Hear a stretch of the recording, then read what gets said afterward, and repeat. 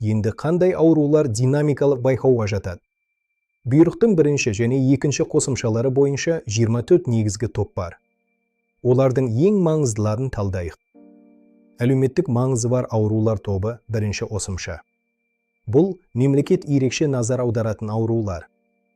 Туберкулез А15-нен А19-ға дейінгі кодтар. Жалпы байқау кезеңі 2 жыл. Дәрігер мен фтизиатрдың бақылауында болады.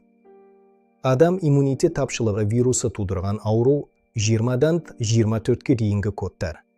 Байқау кезеңі өмір бойы. Созылмалы вирустық гепатиттер және бауыр циррозы 18 коды. Гастроэнтеролог және гепатолог маманның бақылауы. Қатерлі және қатесіз өспелер 0-ден 97-ге дейінгі кодтар. Бұл онкологиялық аурулар. Мұнда 4 топқа бөлу тәртібі бар.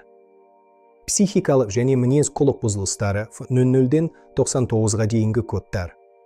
Бұл аурулар бойынша 224-ші бұйрық қолданылады. Өзге созылмалы аурулар тобы екінші қосымша. Бұл ММС шеңберіндегі аурулар. Ең үлкен топ жүрек қан тамыр аурулары. Артериялық гипертензия I10, I11.9, I12.0 және басқа да I13.1-ге дейінгі кодтар. Жедел миокард инфарктісінен кейінгі алғашқы 6 ай және инсульттан кейінгі алғашқы жыл ерекше бақыланады. Зат алмасу аурулары, қант диабеті 2-ші тип I11 және 1-ші тип I10 кодтары.